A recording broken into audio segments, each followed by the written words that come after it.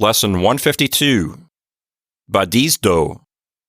And this word means I walk or I am walking.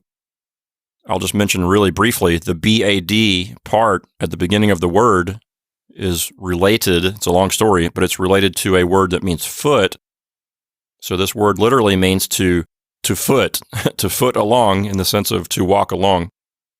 Catherine, we have the letter zeta here, and the way we're teaching it in this book is to pronounce zeta like a Z and a D, like in the word wisdom, right?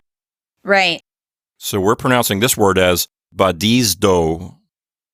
Exactly. And it's important for our listeners to remember that zeta has that sound in the system that we're using for pronunciation. And it's not just something that we're telling you just because we like it that way. It's also got educational benefits.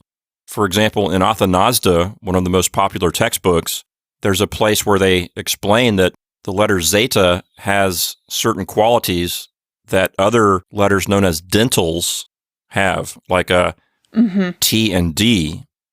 Certain spelling changes occur with zeta in the same way that they do with delta and tau because of that dental quality, that D quality that's mixed in. So our listeners have been learning a bunch of me verbs more recently, but this word... The most selfish verbs ever. I know, they always say me, me, me, me, me. It's all about me.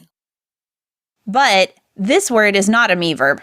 It's a regular verb, like the ones that our listeners learned earlier, like echo, trejo, and dioko.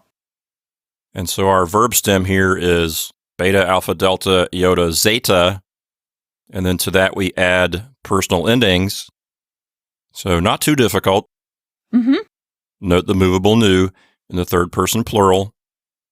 So our example sentence here, badizdomen pros ton oikon tu kadmu. Badizdomen is first person plural, so it means we are walking. We have a prepositional phrase, pros ton oikon.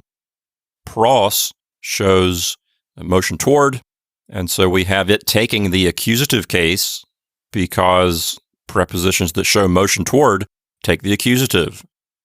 And finally, a genitive showing possession, to kadmu, of Cadmus. So we are walking to the house of Cadmus, or Cadmus's house. And this is a nice moment to note that prepositions will usually be right near the noun that they are governing or controlling.